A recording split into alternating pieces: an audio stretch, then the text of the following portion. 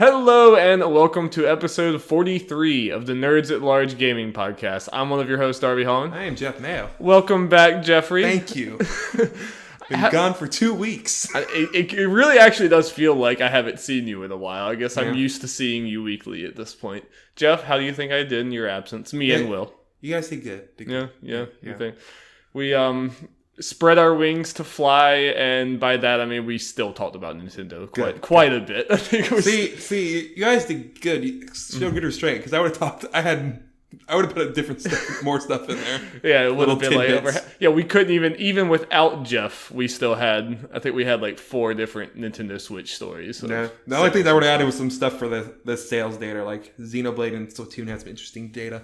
Yeah, Jeff is the sales guru. He gets all these things. I just always find that stuff so interesting. Oh, I do too. Just I guess I don't know where to find it as much as you, or like you always have like deeper information on it. I guess from Resetera. I'm not gonna be like, oh, I have these connections. I know people. No, Jeff lurks on Resetera, on the deep forms of Resetera. Yeah, everything happens. Yes, everything does happen. Well, Jeff, let's get into games. Yeah, because you've played quite a few games this week. I have. The floor is yours. So yeah, this is interesting because we're actually talking about games we're playing, or mainly me. They're new games, and they're games I completed for the most part. It's been a while. Yeah, it has been a while. I'll get into the 2 stuff I have the 2 quick things, and I'll get into the 2 big things I beat. Yeah. First thing, just a quick thing. Surprise, update for Accounting Plus, the VR game. Oh, okay, yeah, I was not expecting this. The past week, they added a new section world thing in there. Okay. Set piece thing. It's well, let's try it out. I tried it out while the Impatient earlier today was downloading. Okay. As you were hinting about the other thing I'm going to talk about quickly. Put that on. I got to the secret world. It was very meta, Darby. Jeff Keighley was involved. Oh, what, really? Yeah. Like he actually voiced in it? No. Okay. But he was just, okay. I mean, I guess don't spoil. Yeah, I don't want to spoil it. It was very interesting. And I will say this, if anyone's going to play it, watch the trailer from the Game Awards. Okay. It's necessary. I love just all the just hearing you talk about this game is already crazy enough. It just seems like the different the entire game is just one giant meta. And Rick and Morty is mentioned in it. Okay, that's cool. That's cool. I didn't know that they were going to continue supporting. I didn't know either. I just saw the thing and do it as okay, I'll take it. And it was free, I'm guessing. Oh yeah, yeah, free update. Cool. That's awesome if they're just going to keep supporting that game. I think I've technically played through that game 3 times. All the way through? Kind of. I mean, you can, once you do it the first time, especially the second time, you can kind of do it really quickly. It can be really quick if you're just doing the stuff. You don't have to listen to them talk. Listening to people talk and all that kind of stuff is what takes the most time. Okay. So you can kind of get through it quickly, because I want to get that platinum. Jeff hunting a platinum. That's a rare thing. I mean, they're all gold trophies. Do you have a platinum? I do not. Could be his first plat. Will would be happy if he listened to our podcast. Yeah. So yeah, the other thing I played, I mean, I'm just gonna do. This is gonna be very quick. I'll have more impressions next week when I assume I beat it. But the Impatient, I played the first 10 minutes or so of that. Is it as disappointing as people say, Jeff? Here's the thing: it's too early for me to tell because it's a story-based game, and I'm barely in the story. Okay. Now there are a couple things that people were disappointed that I can speak to and understand. The feeling and the controls are not good. Really? Right now, at least from what I've seen. I will say that it could be the way I had the camera and my positioning and everything. That could have been a part of it. Okay, but what was bad about Okay, you can do it 2 ways. You can do the regular controller, DualShock, or you can use the moves. I use the moves because I like to use them for more VR because my immersion. You can move. Yeah. It's they're very hard to move, and it's picking up stuff was a chore. And walking is not the best thing, but I don't take that away from games for the most part. It's hard to do in VR. Yeah. Maybe it's a little unfair to compare it to this game just because it's a much bigger game and everything, but I could, kind of think of Resident Evil just with the graphics and everything. Yeah. And kind of horrorish. That controls so much better to me. This sucks just because I don't know. I guess I think we all did with Until Dawn was such a great game, and it was always surprising to me that what's the developer?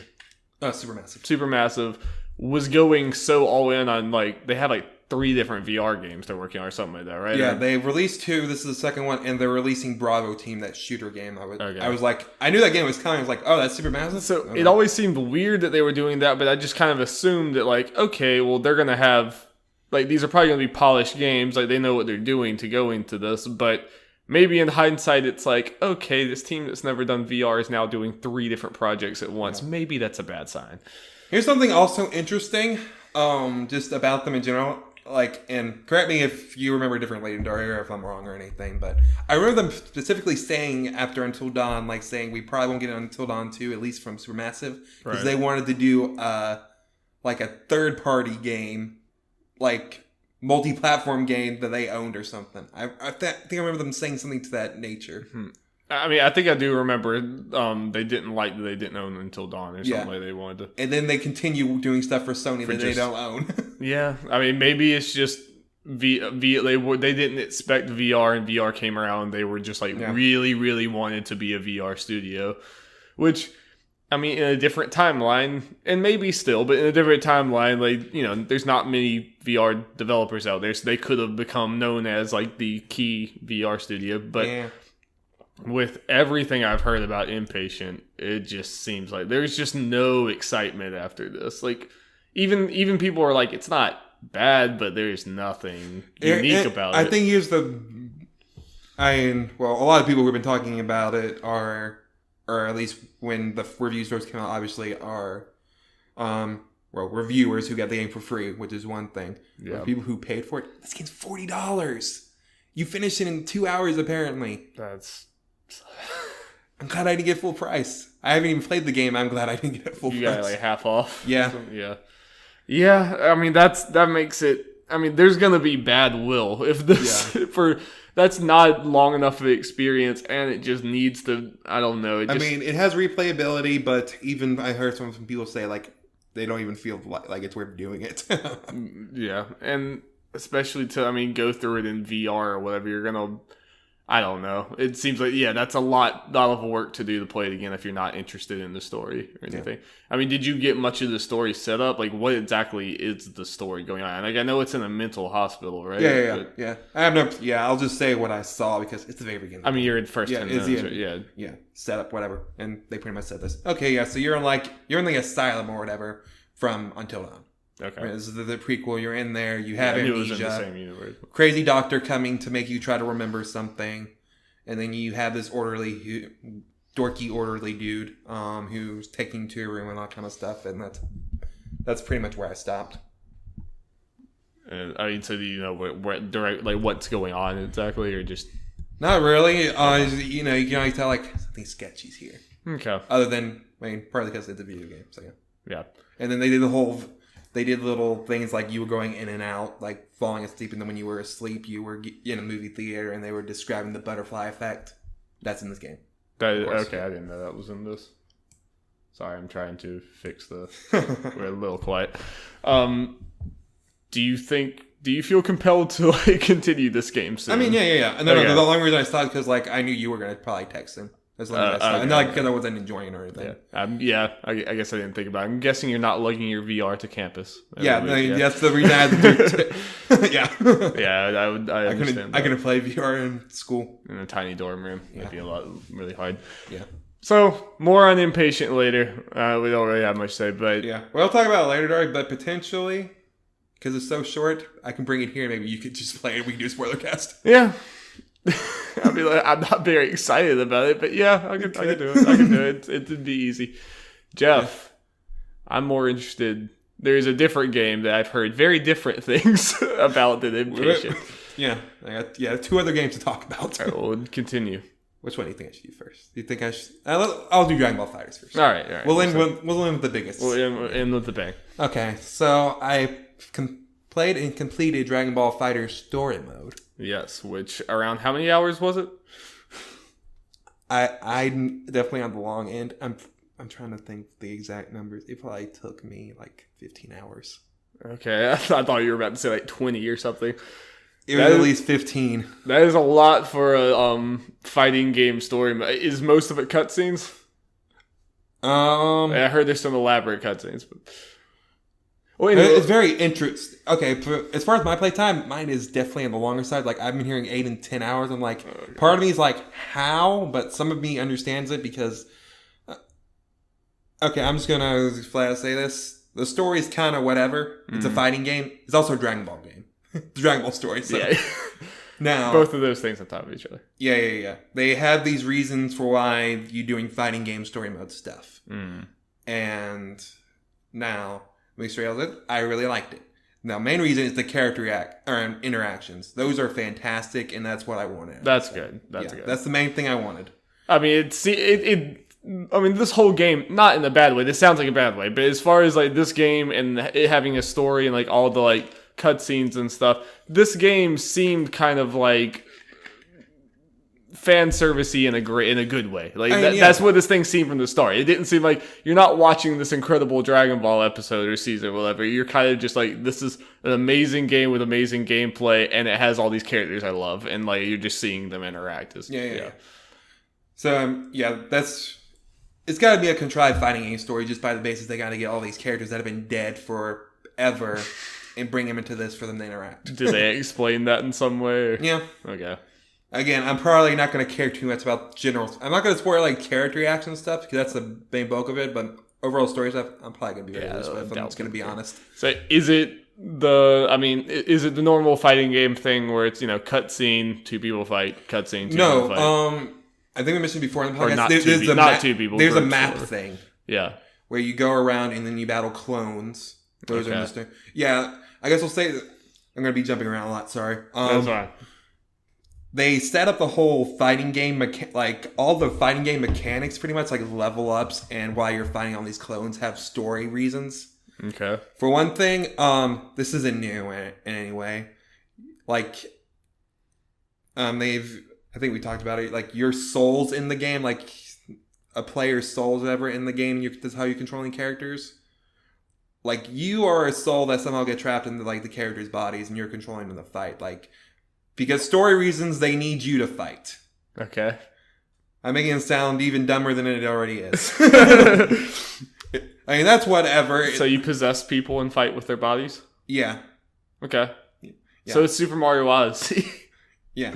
Okay. But you don't really have much to do with the story. That's just the reason why only one character fights one character at a time, pretty much. Gotcha. And they try to do the level ups by saying the more you fight, the stronger your link becomes, and the more of the original power they access. And that's why, and every character is weak in the beginning, so that's why Yamcha is able to fight Cell. Okay. They get reasons for this, like, okay, whatever. Yeah. Yeah, that's pretty much that. And the story is Android 21's crazy or whatever. She wants to eat everyone and become more powerful.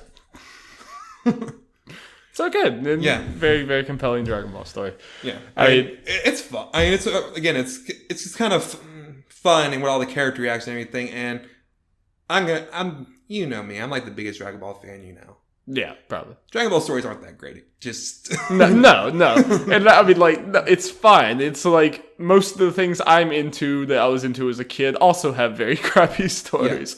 Yeah. It's fun. Yeah. Dragon Ball is fun. Indeed. What was the difficulty like? Did you die a lot, or was it?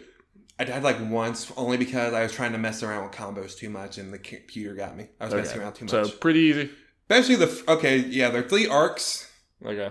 And each arc is technically telling the full story, but they're kind of like alternate reality type things. Okay. Like the first one, you're doing playing from the perspective of Goku and the heroes, blah blah blah, what you would expect. Second one, you're playing it as like Frieza mainly and the villains.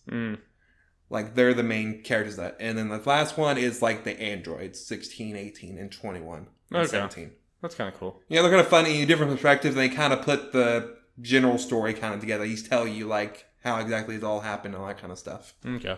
So that part was fun, whatever. Do you have a favorite character now? As far as that stuff goes, because for the most part, it was kind of easy. And I'm gonna be honest. I mean, this isn't all great. The story mode was kind of a slog because the characters were kind of easy and it was so long. Yeah. And part of it was so long is because the way the main character, a lot of the characters interact with the cutscenes is you go into a battle with a certain team, and that triggers a cutscene. And they have something in the main menu that you can look at the people and kind of guess who does what, like what teams you need to have and who they need to fight to do what. I looked online for that stuff. I wasn't going to sit there and try every combination. Yeah. Definitely understand that. Yeah. So, I mean, yeah, again, it was kind of a slog. That's my main criticism, and I think everyone's that it could have been shorter or whatever. Yeah. Or at least more difficult.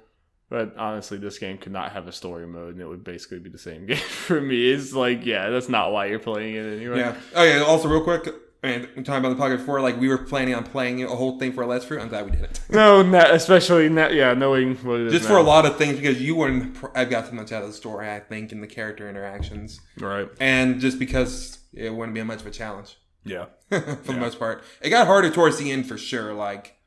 Yeah, I think when we pitched that, we were picturing, like, I died, handed back to you. Oh, you died, handed back to me, I died. I think we're thinking more like close to Mortal Kombat. I remember Mortal Kombat 9 or whatever, like, it took, I mean, I was also younger then and even worse at video games I am now, but, like, it took me, like, a full month to beat Shao Kahn.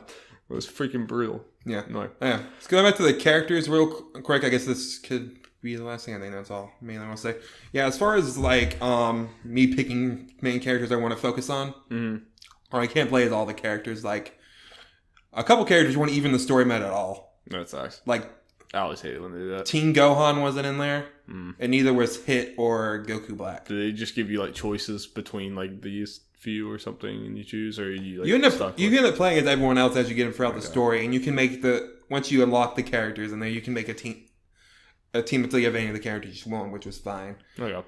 But part of me is like, yeah, they could have added those characters in there, but the story would be even more contrived than it was.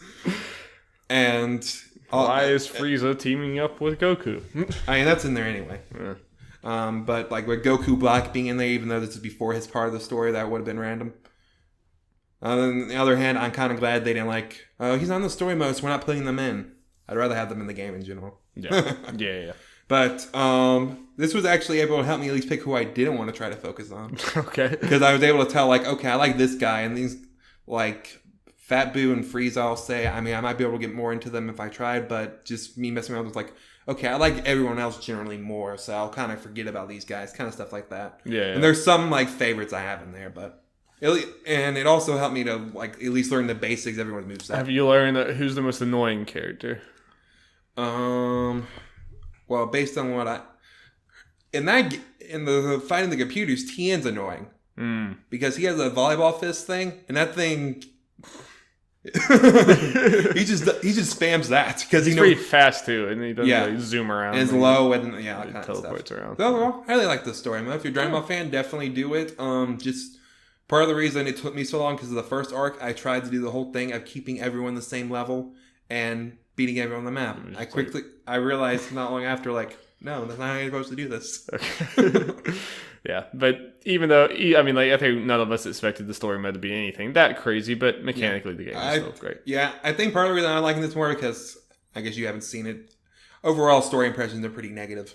I think I had less expectations going in. I just wanted a fun character interactions, and that's exactly what I got. All right, Jeff, we have to save some time for the last game.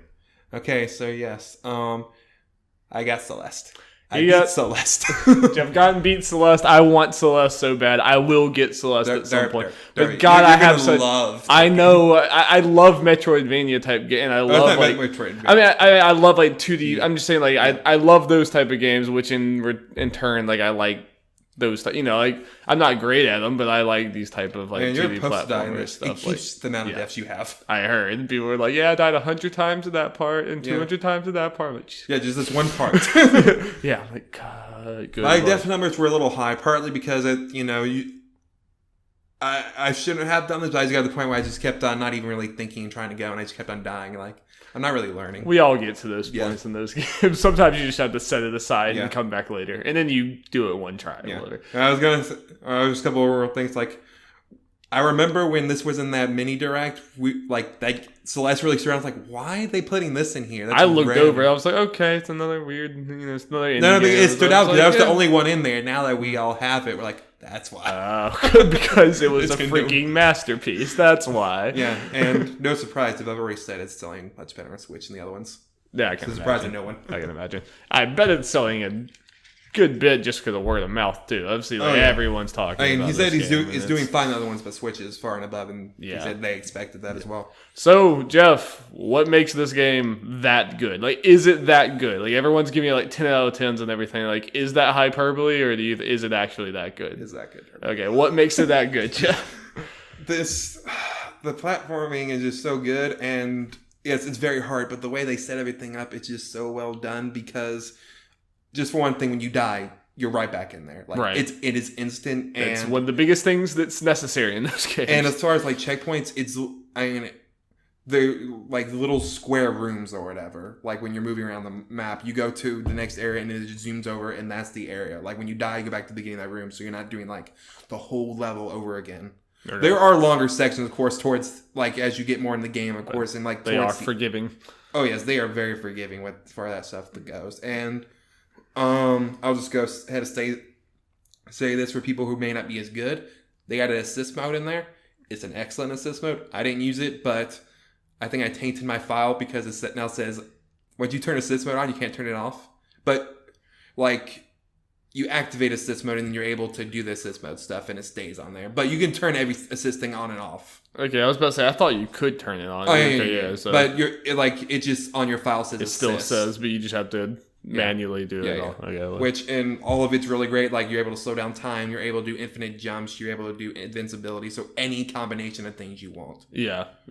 I know a lot of people have talked about like I don't know what exactly it says, but they said like the wording of it's kind of warm and comforting or something. It's just kind of like, if you need this, don't feel bad. Just we made this game to be hard, but we want everyone to enjoy this game. So do what. You need to do that fun. Which much. I think that's a nice message, and it seems to coincide with what that game's about, whatever. Because I've also heard that the story is phenomenal. Yeah. What makes the story phenomenal, Jeff? With no spoilers, because I'm going to play this game. Obviously, I'm going to try to be as vague as possible. I mean, this is one of those games. I'm 100% playing this game at some point. $20. Probably at the very least, I'm going to be going to California next month. I have a 8-hour plane ride ahead of me. I will definitely be that and Night in the Woods would probably, if I haven't played those two by then, will be what I play. I might even just not purposely not play them until then, just to have it. Yeah, one way, the other way back. Yep, it's perfect. It'd be perfect. But it's a very relatable story. Like, deals with like kind of personal things. Again, you're able to relate to it. It kind of a little different. Reminds me of what I liked about. You mentioned Night in the Woods, that kind of story. Like, you can kind of relate to like what the main character is going through and her journey, and kind of just the metaphor of the whole thing, climbing the mountain. Right, and the mountain is Celeste, not the girl, right? Yeah. That's what I think everyone thought the girl was. Celeste. You can name the girl. Obviously, I just went with the default names. Like, it's Madeline. Let's go default. Yeah. I think Marty Sleeva named her Marty. He's this girl jumping around named Marty. I'm like, okay. I think that's one of those things you do a goofy name, you kind of feel bad about it because it's like you're having these emotional. It's a very serious story. And then you see Marty. You saw Jeff. Yeah. And they're not that many more characters in the game, but they're really good ones. The ones that are in there. Yeah. I've heard it handles themes of depression and stuff like that. Yeah, I was trying to. Yeah. I'm not saying it, but it handles them well. Yeah. Well, and this is I don't feel like we very often are be like, yes, this kind of, somewhat hard as nails 2D platformer has a compelling story that made me feel emotions. Those two things usually don't go together. And that's why this game is a step above all the other 2D platformers, because it'd be people would say it was great in its own right, if it was just even without the story. But the story just in the context, it puts more things in context than you normally want in a 2D platformer. Right. So it just takes it all to the next level. I'm excited. Yeah, and also something I really like that it does, like there are, different levels and everything. They're not that many levels, but obviously you'll die a lot. So, yeah. Each level pretty much has their own little gimmick in it that are really well done. And as far as like replayability and stuff and getting more how hard it is, and each level, there are a whole bunch of strawberries around that are like in little side areas or whatever. You don't have to get any of them. Yeah. But they're just like little challenge things you do that are like a little in their own little room. Right. So just partly so I can get it done, get Celeste done before we did this. I didn't really do it because I figured I would be going back to do this stuff. Yeah. Because obviously I love this game. And then also when you look, there are a lot of collectibles in this other night. Like you find like a cassette tape that's gets you to the B-side level. It's supposed to be like a little challenge remix thing of. Yeah, and I've seen some.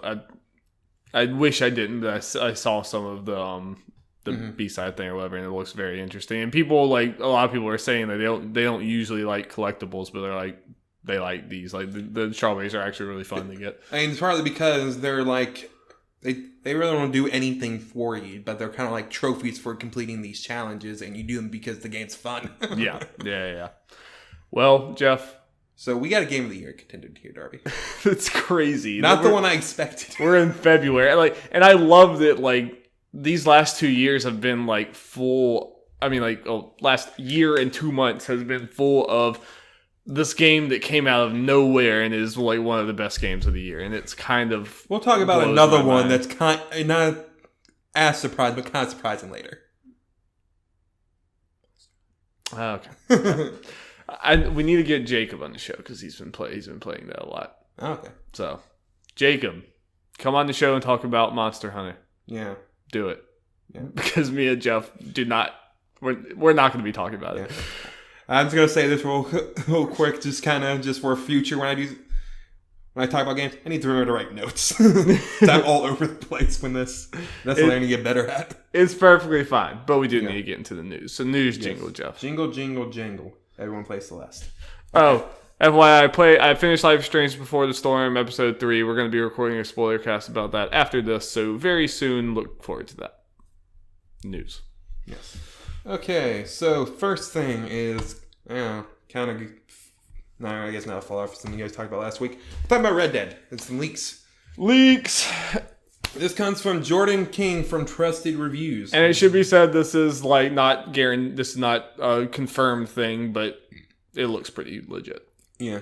So let's see how this goes. Okay. Trusted Reviews received alleged development notes from Red Dead in August 2017, but chose not to release them. Since then, marketing materials have proven a lot of notes to be right. And they were like one of the biggest things that like makes this look legit is that they showed the images that they got in these development notes that have not been released to the public, and they're like the exact same characters as the marketing material Rockstar's actually released since then. There's like 2 different pictures, and it's so obviously the same character. So like if this is a fake, it's good lord, it's a fake. So they couldn't have done that. So yeah.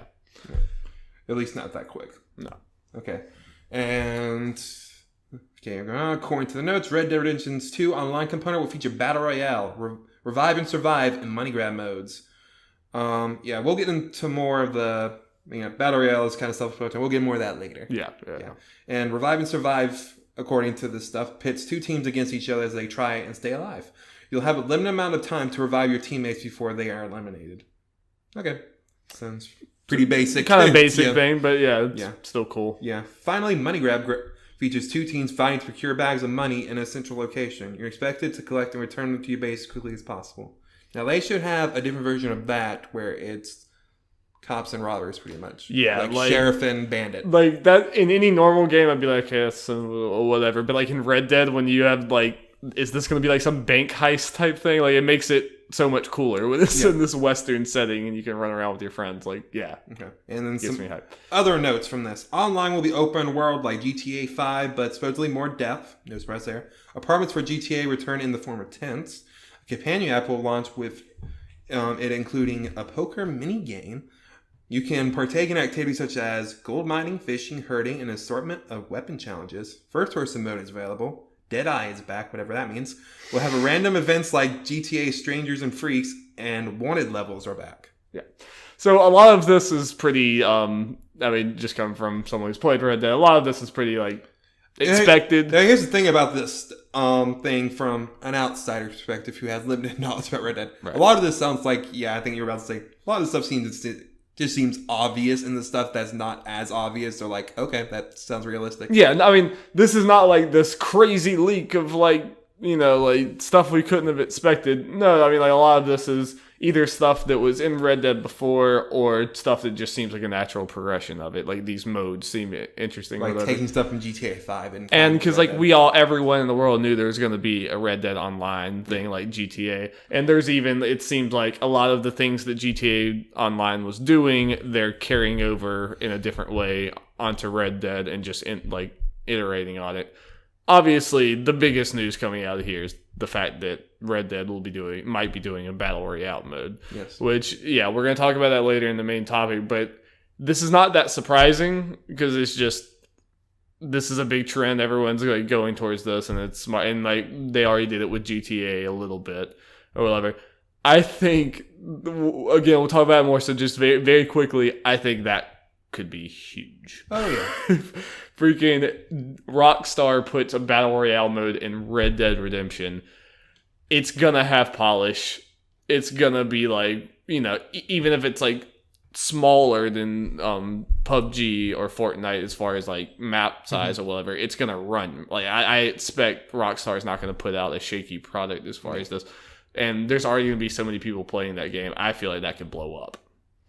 I mean, I assume you think the same thing. We know how big GTA Online is. And imagine just, if you have a robust thing on that, could be freaking crazy. But we will talk more on that later. Yes. Next thing, we'll see how much you get off this. But, okay, this comes from Luke Riley from IGN. Google may be preparing to make a big grab at the global video games business by launching its own subscription-based game streaming service, reports the Information. And the reason I didn't take this from the Information is you gotta have a subscription to read that stuff, so I wasn't doing that. Sorry, the Information. Sorry about it. Citing sources with knowledge of the project, the service could be offered via Google's Chromecast or potentially even a Google-made console. According to the report, the game streaming service plan, apparently codenamed Yeti, has been kicking around the halls of the tech giant for around 2 years. It also points to former Xbox PlayStation executive Phil Harrison joining Google last month as vice president and GM as a sign something may indeed be afoot. Harrison also served on the advisory board of cloud gaming service provider Gaikai. Yeah, Gaikai, prior to Gaikai's acquisition by Sony Interactive Entertainment in 2012. So, Jeff, Darby, what is this? What do you think this is going to be? I think, obviously, lots of people have immediately jumped to, is Google going to have a console? Or are they going to try to compete with the other ones?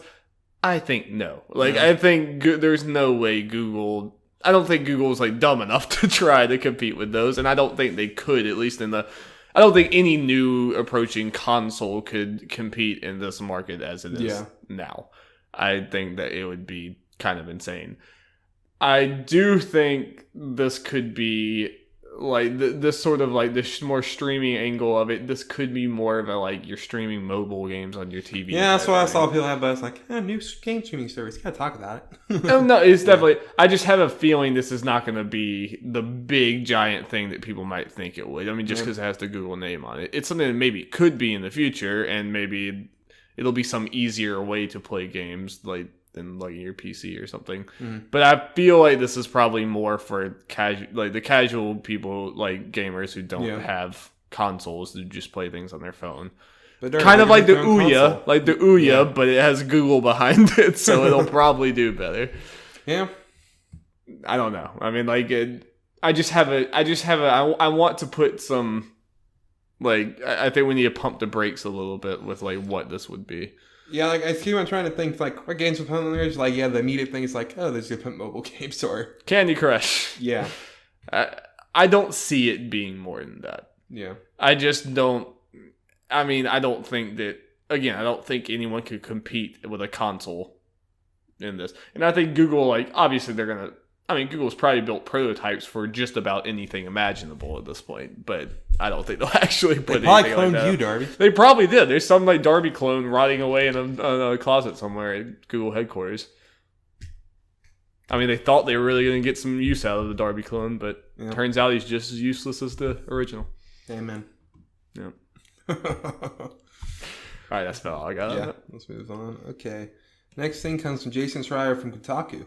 Capcom has laid off a significant number of staff in its Vancouver office as part of a shift that stalled the company cancel an unannounced project and cut scope on the next Dead Rising, according to a person familiar with the company, as well as various posts on social media. The source, who spoke anonymously so as not to risk their career, said around 50 people were laid off as part of a reorganization aimed to streamline the company and wrangle the next Dead Rising, which had been overscoped and understaffed, as many video games are. Per LinkedIn, Capcom Vancouver. Captain Vancouver. Yeah, like superhero. Had around 250 employees. The studio is best known for developing the second, third, and fourth Capcom games in Capcom's humorous zombie killing series. The unannounced game, which is very early prototype and not been greenlit, was a version as a third-person action adventure game set in alternate reality revision of New York. Capcom Vancouver also worked on mobile games, including last year's Puzzle Fighter and other announced projects. Capcom later sent out this statement. Quote, Capcom Vancouver has undergone a restructure which has impacted approximately 30% of the studio as part of its regular periodic assessment of upcoming projects and overall studio goals. The team is continuing to work hard to support the recent release of Puzzle Fighter for mobile and is dedicated to its flagship Dead Rising series. I mean, the normal thing. Very sad when when a lot of people lose their jobs like this. This happens all the freaking time in the gaming industry. We know that now, doing a podcast for a year. I don't know how many times we've had stories like this where it's too many. Like 30% of a studio has just been closed down, and that really, really sucks. How much do you think the Dead Rising name means at this right now? Not much. I mean, like, I just, like, I didn't even know another Dead Rising game was in the works. It's not that surprising, but I didn't really know that. I don't think it was announced. Maybe it wasn't. Other than you would just assume. Yeah. I just, like, I don't know. Like, I worry about that type of thing. I mean, just Capcom's been, like, kind of rebounding in so many ways, and hopefully this type of thing would be good. Mm-hmm. But, I mean, like, that's not a good sign when lots of people are getting fired, and that you're dropping the scope of the game is probably not a good sign. Dropping a scope of a game like Dead Rising. Yeah, it makes it seem like there's some problems already going into it, but I don't know. I guess kind of a side thing. I wonder if the reason Dead Rising keeps on going is because that Microsoft money. Maybe. Because 3 was exclusive and 4 was timed exclusive?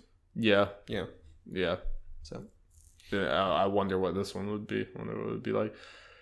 I mean, like, Microsoft might want to get it just to have some exclusive title coming on there, but I felt like the last 2 haven't even done that great. Yeah. Also, I mean, I do feel like I probably need to, like, put in perspective. Like, I'm sitting here saying, like, God, they're doing another Dead Rising. Who cares about Dead Rising?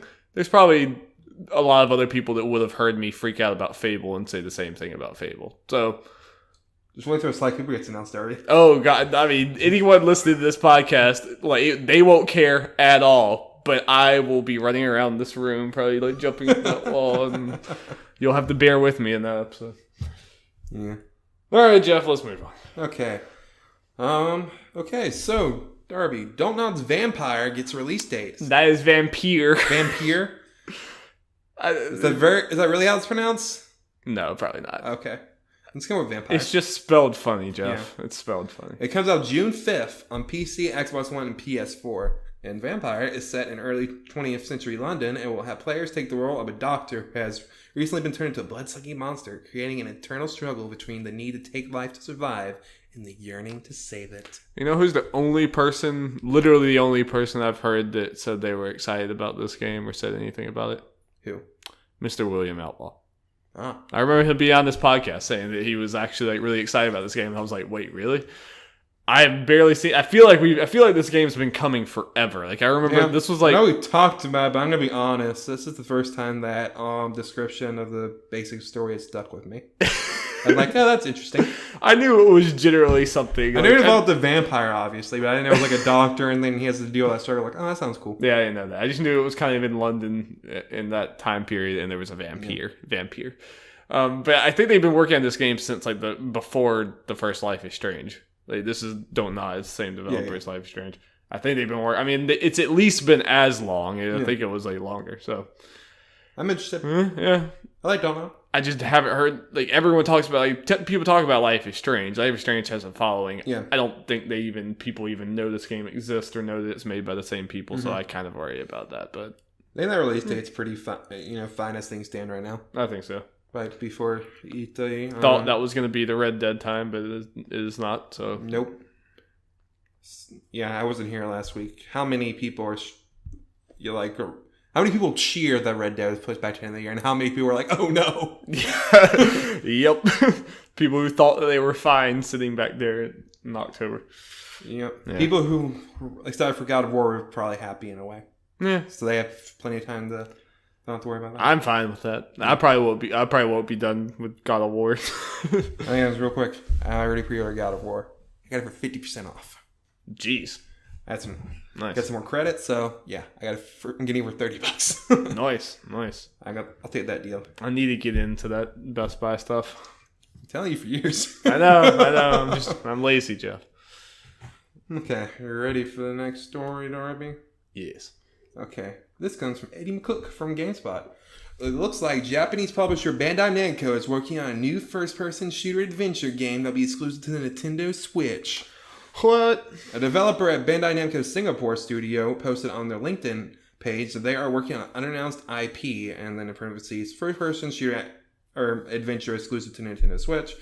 And then an update in the same LinkedIn bio, the developer claims is working on Ridge Racer 8. Ridge Racer! Yep, a game which has so far not been announced. The bio describes the title as a drift-based high-speed car racing game exclusive to Nintendo Switch. And then in another update, a representative for Bandai Namco told GameSpot, Bandai Namco Entertainment America Incorporated cannot confirm nor deny rumors or speculation about this product. And that's not all. No. We had further updates from Tom Phillips from Eurogamer. Thanks, Tom. Yep. Multiple sources has told Eurogamer that you assume the mentioned first-person shooter is actually Metroid Prime 4. There it is. Yep. Waiting for it. And also just a little fun fact, this studio apparently houses former LucasArts Singapore staff who previously worked on, among other things, the ambitious canceled Star Wars 1313. Yeah, with all due respect, Ridge Racer, who really cares? Metroid Prime 4. Like, two people. No, care. I mean, like, we gotta say it, but like Metroid Prime 4, this is very interesting to me. Apparently, you said this has been a rumor for a long time. I feel like it's been a rumor since shortly after it was announced. I must have missed this or forgot about it or something. Yeah, that's been out in the nether for I just assumed that Metroid was going to be worked by some in-house Nintendo. Yeah. Now, what's interesting is Nintendo said at some point, like when they said it was not retro, it's like, oh, it's by a young studio or whatever. This technically counts because I think Bandai, Singapore studio, hasn't really done weird. Much like you would think, like it might be being made by people who worked on a game that was canceled. That sounds like a bad thing, but like I feel like that kind of excites me that it's people that was working on Star Wars 1313 because I feel like. I mean, Metroid has always obviously had, like, Star Wars influences. It's been, like, Nintendo Star Wars. It's this space bounty hunter thing or whatever. And 1313 was, like, looking to be a very cool game. It was doing lots of things. And I feel like that's kind of cool. To these people, they worked on 13 for years and it never got to come out. It's kind of a sad story or whatever. But then now you get to work on Metroid and you can kind of take what you've learned from that. Yeah.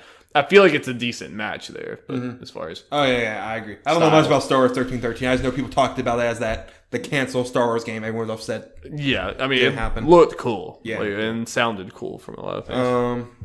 So, sorry, how do you feel about, I guess, Bandai Namco, not a Nintendo studio, working on Metroid Prime 4? Again, like, my immediate reaction would be to not like it or, just, I don't know, I like we know the Nintendo umbrella, the Nintendo studios, they very, very, very, very rarely put out bad games and put out unpolished games or whatever. And branching out of that is obviously with one of their franchises as big as Metroid is scary, but it's also kind of exciting to see like someone else's take on things, kind of like Ubisoft with the Mario, like Mario plus Rabbids, to see like some sort of outside thing. I don't know. Yeah, I feel like people are mixed on this thing. Some people are like, it's not a Nintendo thing, and then some people are like, no one can make Metroid Prime but retro. I'm like, okay. Yeah, the same thing is like, part of the reason I'm kind of happy that someone else might be doing this game. I mean, I'm excited to see Metroid Prime 4, but part of me is like, okay, that means other Nintendo studios are working on other things, so that just be more exclusives. And more games, yeah. That's just exciting in that way, but not really scared about this just because Nintendo has been working with people a lot for games recently. Obviously, like you just mentioned, Ubisoft for Mario plus Rabbids, Tokyo Mirage Sessions, the Warrior games, stuff like that, and Bandai Namco for Smash Bros. Mm-hmm. Yeah, it seems like this is becoming more of Nintendo's identity recently. Has been actually trusting some other studios. Yeah. I mean, they have some hand in it, like some people kind of watch over and stuff like that. Yeah, and I'm sure that Nintendo is very, very protective of their properties. I'm sure they're going to be overseeing this and like making sure everything's okay.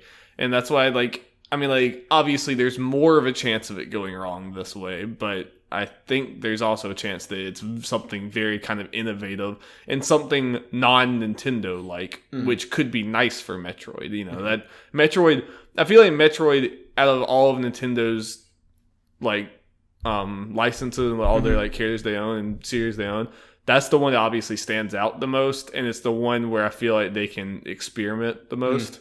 Like, you know what Mario games are, you know what Donkey Kong games are for the most part, you know what Kirby games are for the most part, all these or whatever. Metroid, obviously Metroid Prime was way different, and it's just a much darker, like more mature and kind of like different feel to it. Nintendo first-person shooter. Exactly. And I feel like you can play around with that a lot more. So I feel like it's a good fit for someone else to be playing around with. If it was like someone else is making a Kirby game, I'd be like, that's weird. Yeah. It's like, what are they going to do differently with Kirby? But, And the reaction to this, which some stuff reminds me of Mario plus Rabbids, but obviously not nearly to that level, kind of tells me why Nintendo didn't announce, like, if this is true, that Bandai Namco is working on it, because people freak out. Yeah. Nintendo's in the thing, not to give too much information, they can actually show the game, which I'm okay with. I don't want to overreact either way with this. I think it's, it could go either way, but I have no particular reason to worry. I'm excited for either way. Did you play the Metroid Prime games? I played the first one, I know. Okay. Yeah. I mean, I know I played some of them. Mm-hmm. Like, I didn't beat any of them. I didn't really have them, but I wouldn't mind if they did like if this thing's farther away than we think it is, just doing some ports for the Switch. Yeah. That'd be fun. Virtual console. We'll see in September, maybe. Hey, Darby, you ready to move on? I am. Wait, Darby. Do you know what time it is? What time is it, Jeff? Game time! It's game time. In the middle of the news, Jeff, you're a madman. Yeah, we're talking more about games on it because, I feel like it's a good time. Okay, Darby. So, Darby, are you like me? So no one has lost a game yet, right? You lost the last time pretty badly. You got one for that's right. I did lose. You gotta redeem yourself. Yeah, I do have to redeem myself. Okay, so, Darby, do you like sometimes before you start a game look to see how long it is? Yeah. Do you know the website howlongtobeat.com? I do. Well, Darby, you're gonna have to, I guess how long some games are. I like your games, but I also dread them. Don't worry, it's still multiple choice. I was debating doing you just say a straight up number and just giving you some wiggle room, like certain things. Nah, some of these games are just too long for that. Yeah. Yeah. I appreciate that. Yeah, that's too big of a window. Okay, so the way this is going to work, I got 7 games here, and they're games I know 100% you have beaten. Okay. Yeah, I'm being fair to you. Okay, I didn't expect that. I thought it was. No, I was going to be fair. I'm not going to be like, hey, Darby, how long is Metal Gear Rising? And, I took the number from How Long to Beat for main story only. Okay. Not completion, not the main story plus extras, just how long take people on average to beat the main story. That makes it better. Yes. This is a game this could be the easiest game ever, or you could get it all wrong like last time. We'll see. We'll see. First game, The Witcher 3. I knew that was going to be in there somewhere. I mean, you probably guessed most of these, but...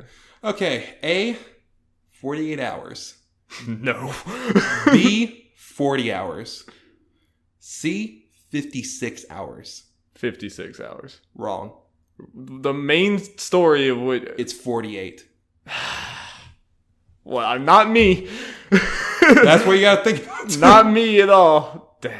The thing is just main story. Oh, wait. Yeah, yes. Do you realize how much is in the main story? Yeah, of but The you Witcher did 3? extra stuff as well. Even the main story. The game is absurd. Okay. Moving on. I should have known it wouldn't have been the longest one, but I just thought that was absurd. You said 40 something. I'm like, no. All right. Well, yeah. That's what I was hoping would happen. Number 2, Sly Cooper, Thieves in Time. So the fourth one. yeah. A, 13 hours. B, 11 hours. C, 9 hours. I don't know. 9, 11, and 13. That's that what you said? Mm-hmm. I really don't know. I don't know any. I don't have any inclination for either of the three. Don't feel like that game would be that long without doing the bottles and the other stuff.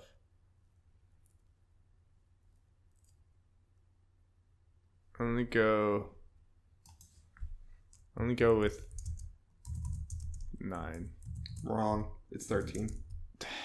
I'm gonna be bad at this game. I had no clue either way for any of those. Damn. Okay. It's gonna be bad. It's gonna be very bad. Third one, Tales of Zillia 2. Oh, Jesus. A, 39 hours. B, 34 hours. C, 45 hours. This is, I mean, like, we did so many side things. This is so hard. Who plays Tales of Zillia and just goes through the main story? This makes it impossible. Because our playthrough was probably like 200 hours or something. I mean... Yeah, it was long. What were they again? 39, 34, 45.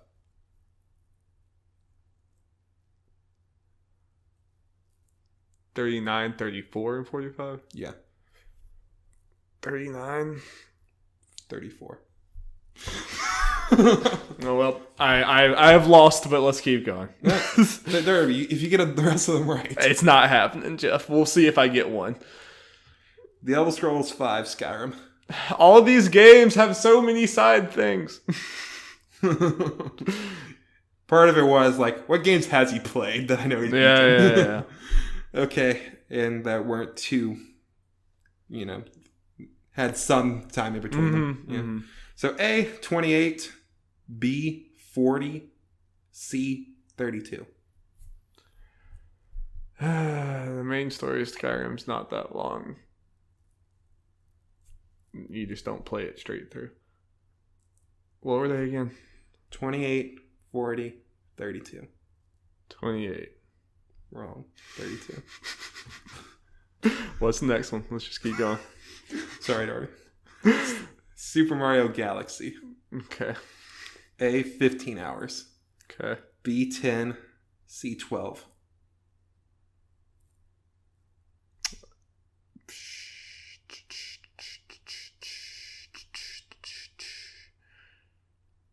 It was 12, 15, and what? 10. 12. 15. 15. Yep. All right. What's the next one, Jeff? Inside. Okay. A, 3 hours. B, 3.5 hours. C, 4 hours.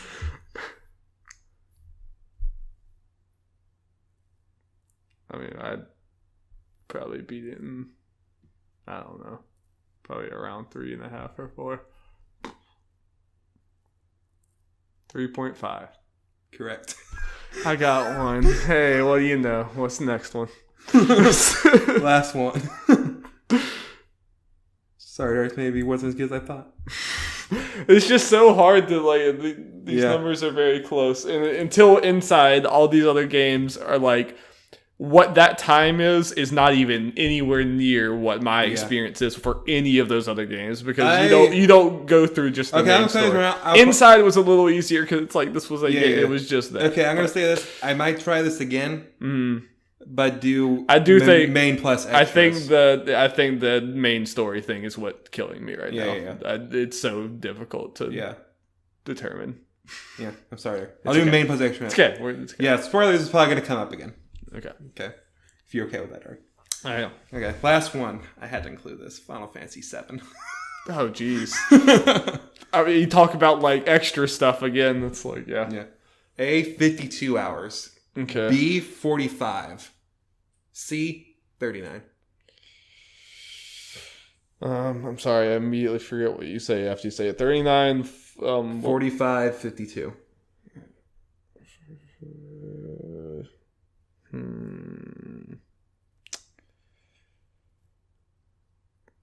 I feel like I've looked at this before, and I feel like 39 sounds familiar, but that's kind of ludicrous. I would not remember the exact number.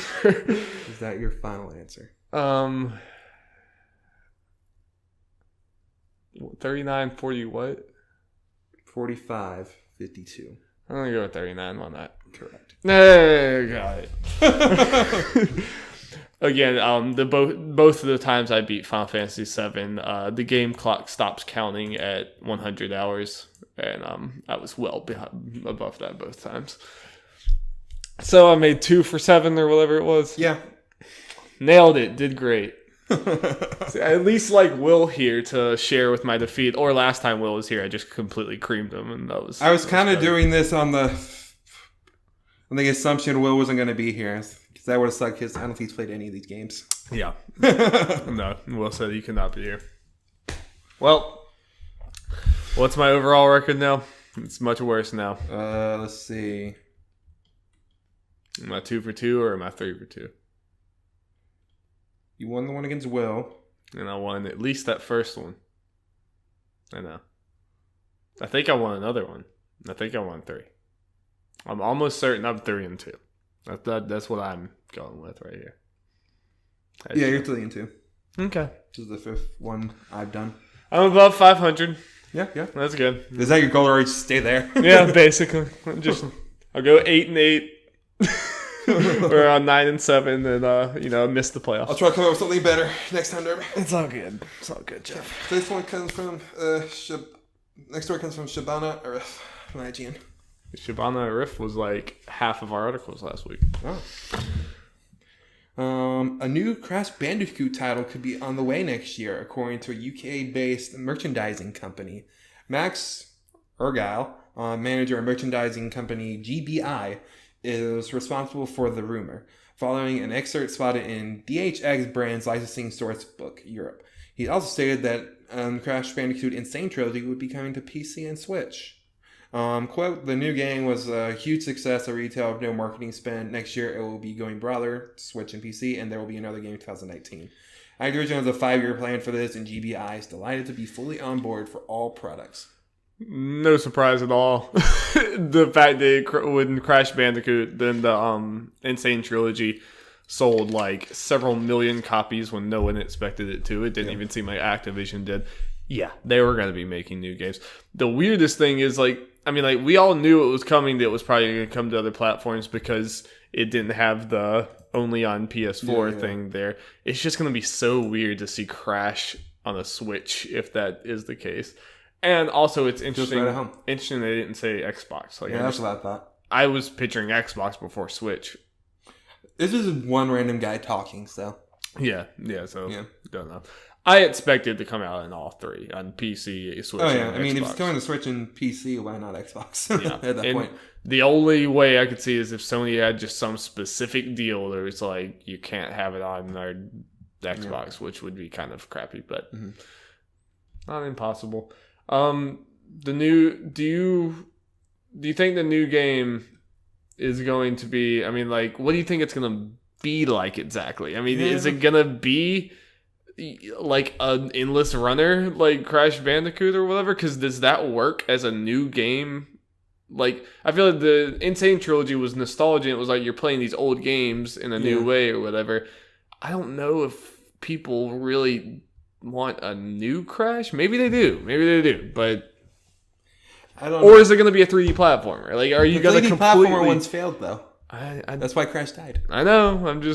I don't know. But what do you do? What would you do? But at least it's a Crash game. What if it's Crash Team Racing? I mean, I thought that would be another port. Like, maybe that is what they're talking about. Potentially. They say new game. Like, new port is technically a new game. If you're Activision executive, what do you do? If you're laid out with, we can make a new Crash game in normal style, we can try to 3D Mario it, like that kind of like re-envisioning, or we can do like Crash Team Racing.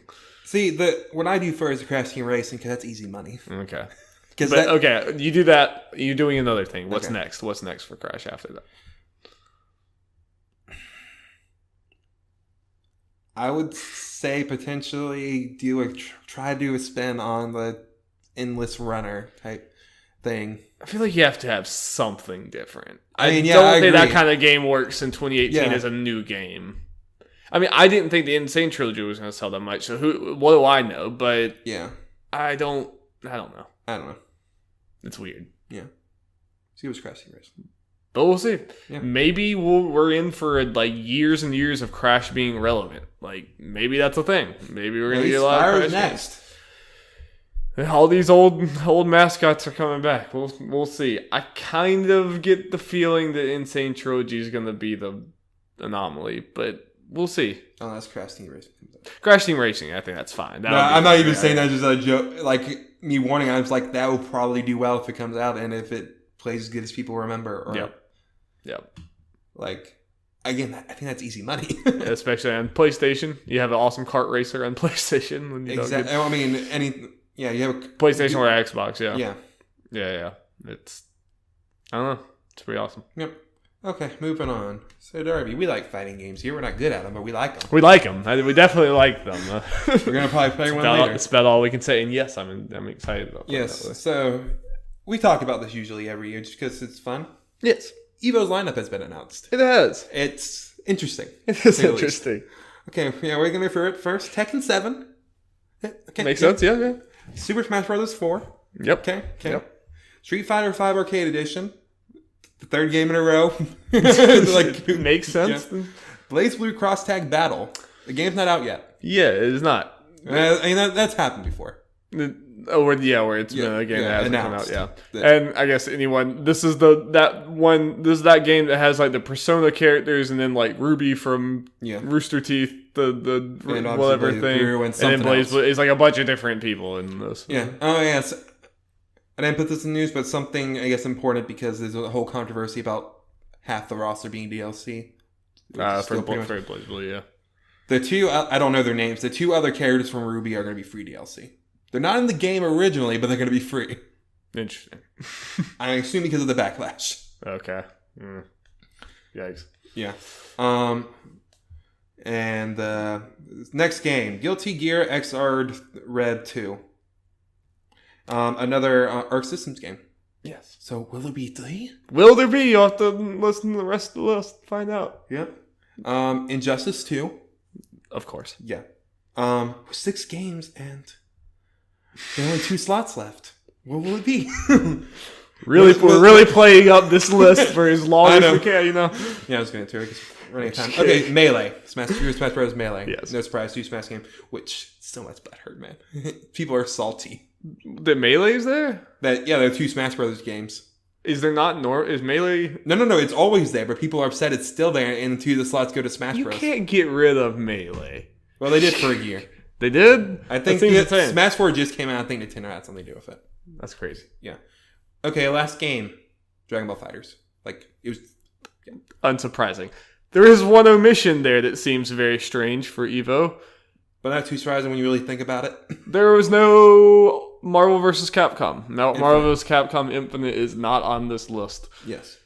Kind of crazy. If you had... I mean, not crazy. I don't really... Compared to all these games, I don't really think it should be. But if you went back to before the release of Infinite, if you just told me there's going to be a new Marvel vs. Capcom, I'd be like, yes, it's going to sell amazingly, and it's going to be at Evo. Neither of those things happen. It just people seems generally don't care for it. Yeah, and for the I'm probably got the number wrong, but I think it's like 18 years of Evo or something crazy like that. This is the first one without a Marvel vs. Capcom game. Yeah.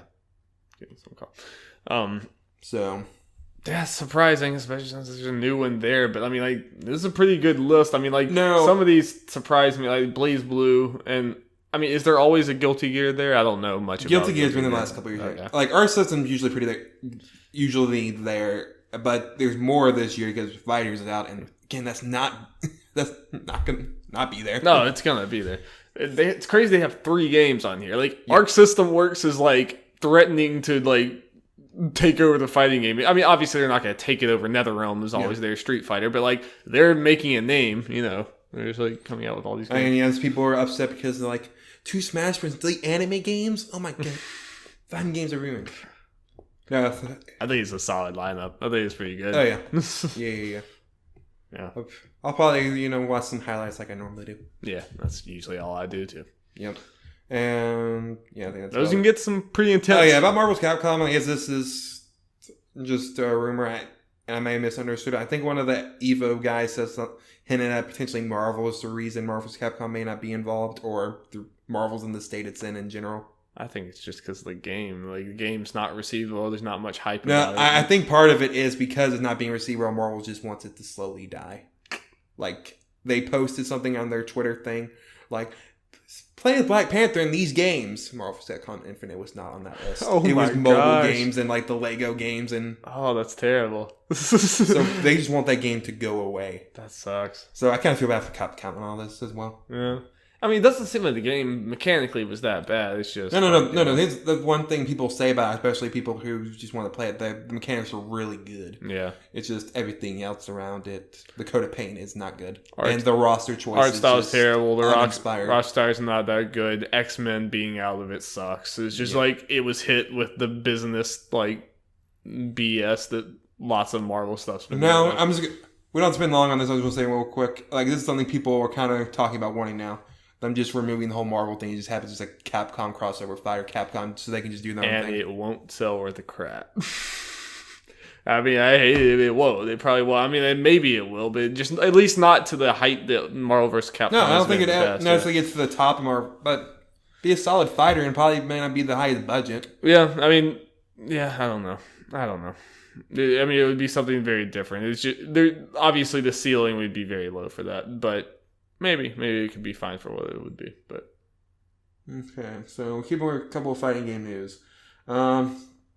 Injustice 2, Teenage Mutant Ninja Turtles is coming February 13th, so it's coming Tuesday. Maybe it's out when you're listening to this for people with the Ultimate Edition, like me. Right. And the 20th, for the standard edition plebs. You excited? Oh yeah. They had Did you see the trailer? I heard about it. I have not seen it. We'll show you after this. Yeah. Probably should have. But they had a stream showing the turtles off. Right. And I watched some of it. I didn't get too much into it. They had some interesting information about the turtles. They are 4 different characters. They are? Okay. They share some basic moves, but they're... I thought I heard that they would subbed in for things. But... No, I mean, they have... The turtles come for the other people's moves, but they are 1 character slot. But for the unique thing that everyone has on their gear thing... Their weapons, and you change the weapons, and it changes the turtle. Okay, I mean, and the game starts out, you get 1 of each, so you're able to play as all the turtles. And when each turtle has different special moves for the most part, different combos. The character power is different for all of them. Jeez, yeah. They went all in on this, and it's great. So, I mean, do you think it's going to be a complicated character to play because of all that? Like, you just have to remember all these different moves? No, I mean, they're technically different characters. They just share some moves. Yeah, but I mean, it's if you pick turtles... No. You in the character select screen, you pick which turtle you want based on the gear thing. And in tournament mode, when you have tournament mode on, when you click the turtle slot, you pick which turtle you want.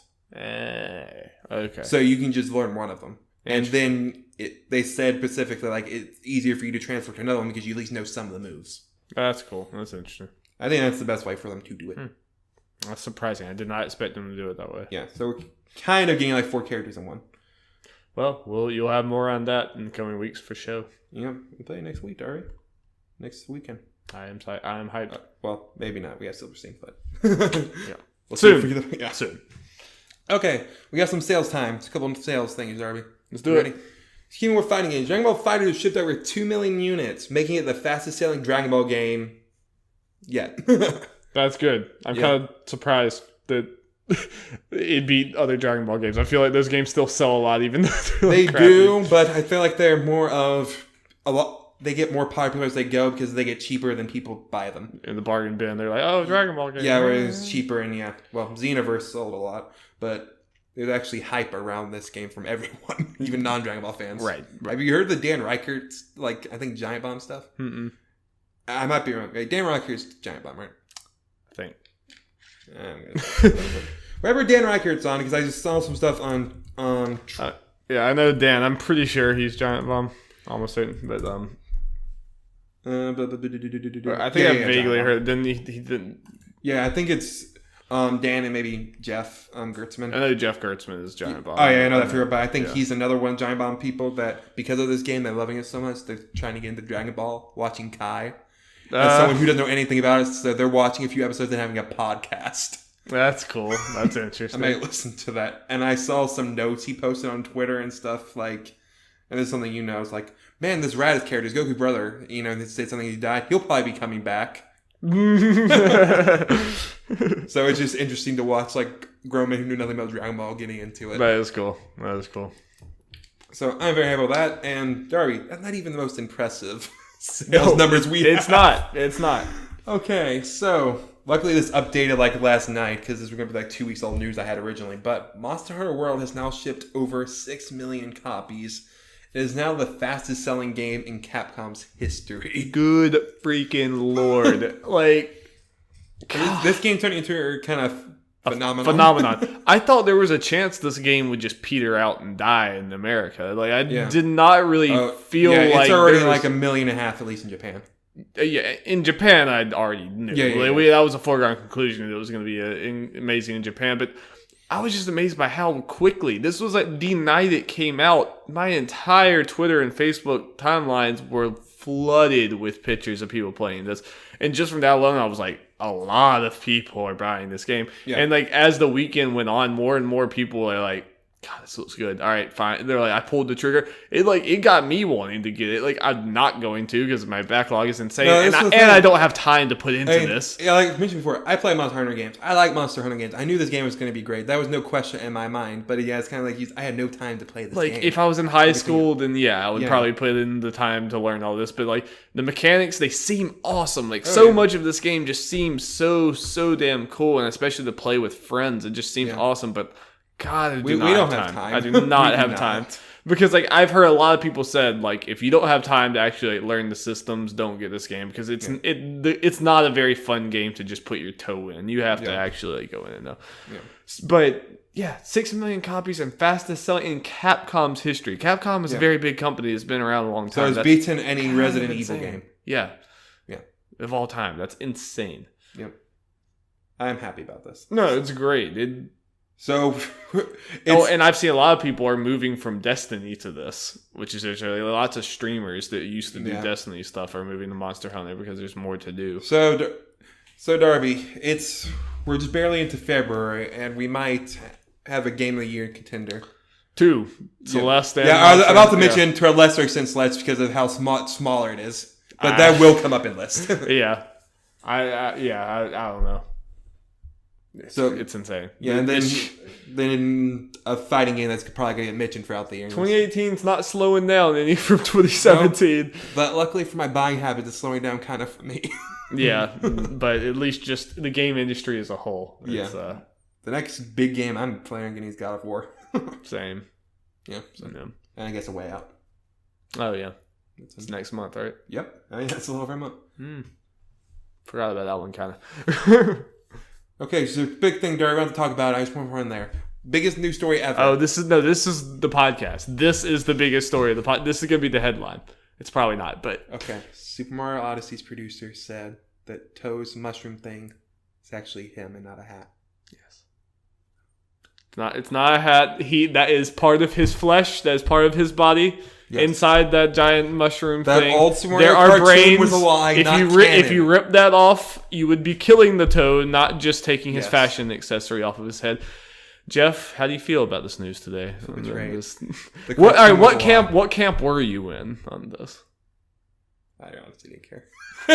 Jeff, you were in the camp? Because I actually was in the camp that I always thought that was his head. So this is actually fine to me. This is actually the news. This kind of validates me more than anything has in my life. So. May I lean towards hats just because I don't know. The cartoon doesn't matter, Jeff. No, not that. Just I don't know. Just nah. I mean, he is a mushroom. Mushrooms, that's not the mushrooms in the real world aren't wearing hats. That is part of the mushroom. Me overthinking it because like Grandpa Toad having his own color, Toadette having her own color. They're just different types of toads, Jeff. But they're unique. Why do they get their own colors? They're different types of toads. Okay, this is a topic. We're on the whole podcast, Toadcast, talk about... Yeah, and I think there's something about Mario's nipples in there. What? In the questionnaire thing. He just answered a bunch of goofy questions. I think Mario's nipples came up. Too lewd for me. Jeff, what's our main topic? Okay, we kind of hinted at it earlier, but we're going to talk about Battle Royale games. The main reason this came up is because Fortnite has officially hit like more concurrent players than PUBG with 3.4 million. Apparently PUBG's record was 3.14 million. And this is all on PC, by the way. Yeah, the news is that Fortnite is pretty damn big. Yeah, that's part of the reason I brought it, because I knew it was getting bigger, but until this past week with this, I didn't realize how big Fortnite was. Like, I assumed you listened to Kind of Funny Games Daily. I think it's from today, or just this past week. Okay, yeah. They were talking about, they had something that's like apparently this all high school boys are talking about now. Well, that's what, like, when I started to get the idea of just how big Fortnite was when I'm seeing people on my Facebook timeline that I go to high school with. I saw that, that don't even know like anything about games, and they're talking about either playing Fortnite or they're like, my boyfriend keeps playing Fortnite or whatever. I've seen like memes that like people I've heard share something about like, oh, the guys who just stay up all night playing Fortnite. I'm like, wait, what? I'm like, why are these people know what Fortnite is? Like, and then this comes up, and I'm like, oh, that's why. I think that took me a little longer based on Facebook because it was kind of the time. I've been seeing a lot on there, but they were the nerdy guys who kind of into video games anyway, so I didn't think anything of it. Yeah, but then after this kind of thought, I was like, it's a lot more Fortnite than any other game at the moment. Yes. It's kind of insane, and like what was I gonna say? It's kind of floors me that like I like, not that all of this came from it, but I honestly still believe that a big part of why Fortnite grew so much and so fast was because PUBG came out and shot themselves in the foot by yelling at them about it and like threatening these actions or whatever. It just got to be like, everyone else is like, what are you doing? And that's kind of what like made people start noticing Fortnite. And it being the free, I mean, but it was the free option on PlayStation or whatever. And it being multi-platform. And it'd be multi-platform and everything. But I mean, like, before this, like, no one knew what Fortnite was. Yeah. And if PUBG didn't just get on their megaphone and shout their name into the air, it might have taken them, it might have been hard to get their name into, like, people that I went to high school with knowing Fortnite. It's kind of crazy to me that I feel like PUBG created a monster. Yeah, I don't disagree with you. I think it was going to get pretty big regardless, but I do feel like that aided the process at least. Yeah. So, kind of, this is going to be like a free range topic, but I got a couple common points. Like, how will Fortnite be, all this affect PUBG and the fact that, or how will everything affect PUBG's popularity? Will it be able to sustain with the fact is, I didn't put them in here, but we got like a couple more Battle Royale game announcements this past week. We talked about earlier, Red Dead's apparently going to have Battle Royale, which that's going to put a dent in both Fortnite and PUBG. It's kind of like what we talked about a few weeks ago. I feel like it's kind of starting to happen now. We're starting, and we can have a more serious conversation about it. Yeah, we're starting to like see the other ones, and we have like actual like Rockstar. Rockstar is doing this. Epic's doing this with Fortnite or whatever. We're seeing like these big names are actually starting to do this, and to the point where like I have seen a lot of people like made the argument or saying that they like Fortnite better than PUBG or whatever. Even if they don't, it's free and you have a lot more people on it. And come October, if PUBG is not running better on Xbox or whatever, I could definitely see Red Dead being a scary proposition for them. Well, and even if it's not just on Xbox, but PC's having its problems. I mean, I know it's probably a thing on other games as well, but I feel like I've been seeing a lot more about PUBG. That's probably part because it's bigger. The fact they're cheaters and everything, and people doing the whole thing, setting the settings down to the lowest thing so they can see through grass and bush. And, I don't think I knew about that. Yeah, I think people are setting things down to like the lowest settings on their PCs, so like bushes and stuff don't load in. So when people are hiding, they're able to shoot. And then all the other cheating related things. So people are getting fed up on PC. That sucks. And then Xbox isn't running well. I think that's my main point when we talked about this earlier. I think anything that's going to hurt PUBG other than stuff coming out is the fact that PUBG doesn't run well. Yeah, and having all these basic problems. And I mean, it's a weird thing because like I feel like PUBG offers more than Fortnite and more than like the other battle royale modes, just in the fact that like the worlds are more, the map is larger, it has more in it. You can drive the cars, you have different type of weapons, you have different gear, you have all this the other stuff or whatever. It like there's more to that game than Fortnite, but at the same time, I feel like PUBG was kind of made in this almost like it wasn't made like player unknown. I mean, like it was mostly like spearheaded by Brendan Green, like that one guy who mostly like made PUBG happen. This was kind of just like almost like a smaller like fan game or whatever made online that blew up like this. So I don't think they had the like infrastructure to fix it, and that's what we're starting to see them kind of like scramble and like make their company bigger to like try to catch up with everyone else as far as this is going. And like I do think there's still a way that they could like get back on track, but we're already seeing, I think this month, or at least these last 2 months, it started in January, I kind of forget we're in February now. I think this is the first time PUBG has stopped growing. It's actually starting to... We haven't heard about it. I mean, we're hearing increasing sales on Xbox as expected because it just came out 2 months ago. But I think like overall sales of PUBG have finally stopped growing, and I think they either like plateaued or like have started to dip a little bit. Yeah, more. And we're hearing more stories about Fortnite breaking records. And that's happening right at the time where Fortnite's coming up and Rockstar is not announcing, but getting leaked. So they were leaking about that or whatever. Yeah. And there's just all these like different modes are like coming up for this. Ubisoft has like all but said that they're going to have a future game that has stuff like that. Yeah, all right, I was about the PUBG thing kind of dipping. I think the numbers might be steadily, but it's like it's decreasing in like U.S. and Western countries, and then going up in China. China is where even if it goes down in Fortnite's bigger here for sure. Even if it goes down in America, PUBG might just become a Chinese a Chinese first centric game or whatever because it's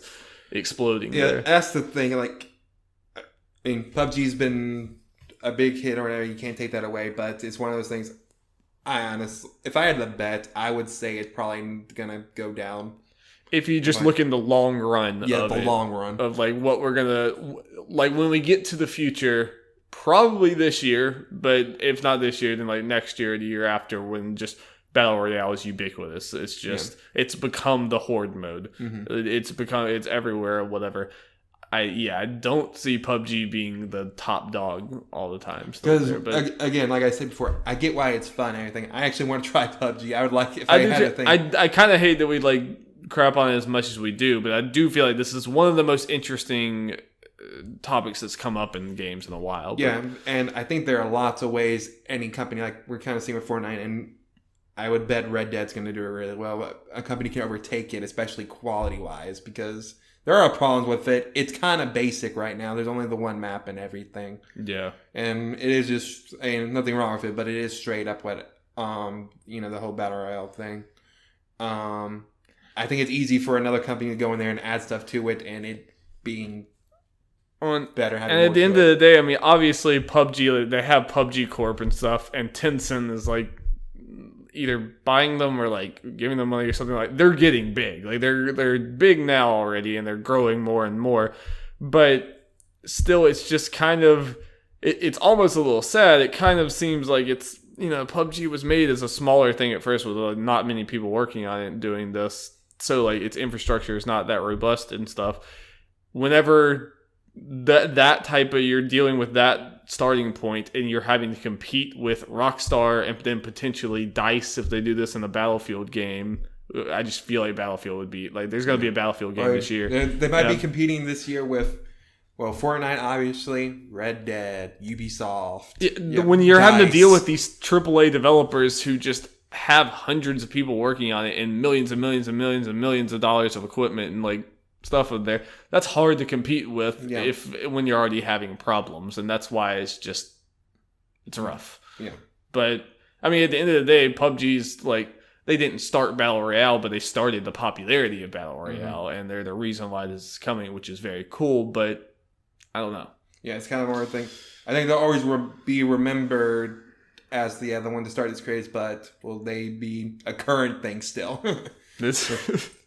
Yeah. And because just like, again, competing with these people quality-wise, like, there's no way Rockstar is going to put out this Battle Royale mode if it's not ready. Like, I could even see them, GTA 5 came out before GTA Online did. Right. Worst case, I could see Red Dead coming out in October, and then either online in general or just the Battle Royale mode comes out in a few months later if they need it, Yeah. They'll give it the time, and it's gonna be a polished thing when they do that. Yeah. And I feel like so many people like me are already going to be in Red Dead, and it's like, yep, oh, absolutely, I'm going to jump in this Battle Royale, and I'm going to have like 5 other friends who are playing Red Dead, and we can jump in there and do these things, and I just had a weird thought. Now, it would take a lot for this to happen, but what if you guys enjoyed the online Battle Royale stuff so much, I'm tempted to get Red Dead just for that. I mean, like, you would like Red Dead. I know you would, but I understand why you don't have the history with it, and there's too many other games. Yeah. Or that could be the thing that pushed me over. It's like, okay, I'll give Red Dead a try, and then just a bonus online thing. If it becomes like we're playing it as often as we played Overwatch when that came out around that time, I could see you being honestly thinking about it. Yeah, if that happens, I can honestly give myself. Because that's why, you probably never would have gotten Overwatch, but we were all playing it every night, so it's like, okay, yeah, I'm not against Red Dead, and the leg up that has over Overwatch, as a single player, I know it's going to be great. Yes, yeah, it has the best of both. And, like, I'm excited for Red Dead Online to, like, if that's, I just hope it's, like, I'm excited to be playing Red Dead right when online launches, whereas, like, GTA 5, it's like, obviously, I care more about Red Dead than GTA already, and then GTA Online is kind of daunting to come in late. So I would like to get in there in the ground floor. So Darby, obviously, if assuming you guys are really into it, I get it.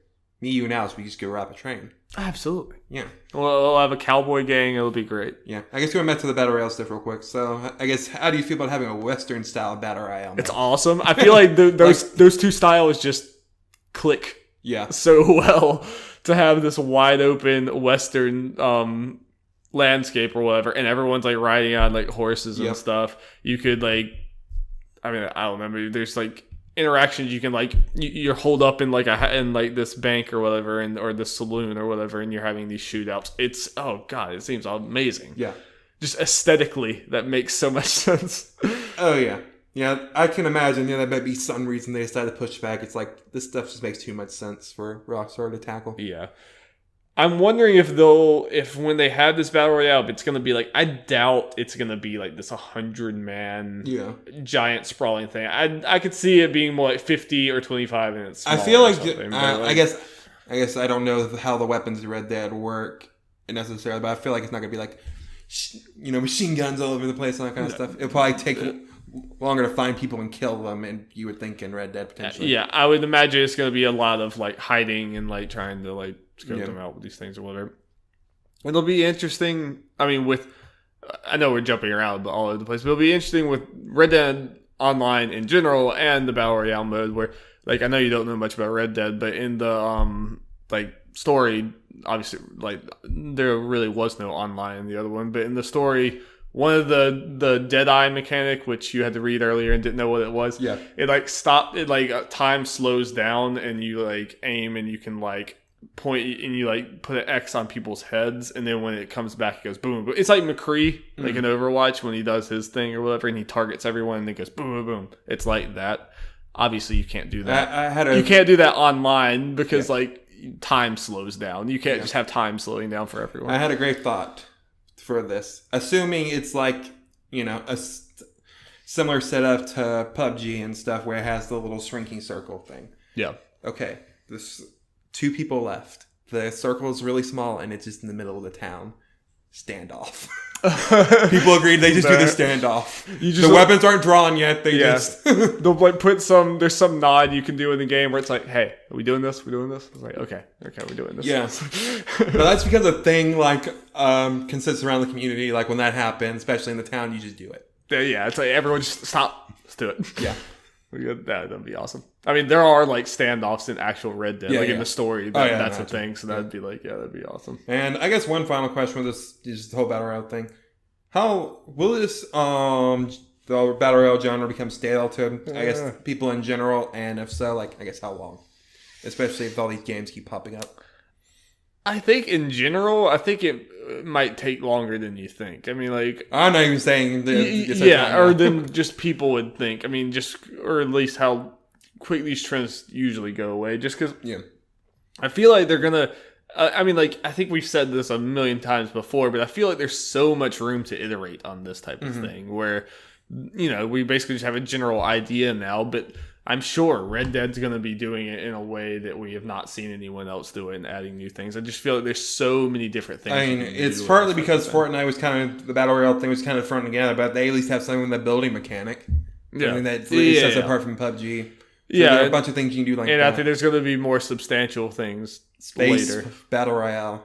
There are a bunch of things you can do with this. I mean, this is maybe not even the most exciting, or it's not very well thought out thing. Okay, I just thought about it, but even Skull and Bones, that game that's coming out, maybe not a battle royale, but just something where it's like there's ships and you're you have just this map of ocean or whatever, and you have to find each other and you go out and do that. I mean, it's a little different, but there's just different games can iterate on this in different ways. I think it's little night things or magic, or instead of guns, you just have swords and bows and arrows and stuff. Yeah, there are a lot of things you can do with this. Could like I said, I think the closest comparison is going to be horde modes. I mean, they just got to the point where, obviously they weren't the first one to do it, but Gears of War kind of had their signature. They were the ones that got that popular. And then there are so many different horde modes. Splatoon has a horde mode. I mean, it's going to get to that point, I think, where Splatoon Battle Royale, Darby. Honestly, it's such a basic idea. It could really be put on anything almost. Metroid Battle Royale. Depends on what that is. That's gonna be a 3DS game. So, are we just trying to list? Are we just trying to find a game where it wouldn't work to have a battle royale now? I don't know. Helpful Boyfriend battle royale. I mean, pigeons, Jeff. All right, Jeff. Before we get out of here, last thing. What's the Kingdom Hearts announcement going to be tonight? Is it going to be Kingdom? What's it called? World. Yeah. Sorry. And if so, what is it? Okay. Now I'm going to frame this. They're saying it's coming out this year. I'm going to believe them at this point. I've been on record. We are believers at this podcast now. We are believers that Kingdom Hearts. I'm expecting a release date probably at E3 or shortly after TGS or something. There. Okay. Enough of that. But Jeff, I'm sorry. Say the world and then close out the podcast because God, I have to pee. Okay. Yeah, there's one thing. So bye, everybody. They said they were going to do announce all the Disney worlds before the game came out. So if they're going to do that coming out this year, yeah, probably something. For people who don't know, they're having Kingdom Hearts panel thing at D23 in Japan tonight. So that'll already be announced by the time you would hear this. So we'll talk about it next week. I expect they're going to announce a world then. I'm expecting either Monsters Inc. because of that leak. I think it's true. Or they'll do Frozen because it's Frozen. Very popular in Japan. Yeah, that's all I got. Okay, so this has been the Nerds at Large Gaming Podcast. Thank you for listening. You made it this far, and we will see you next time.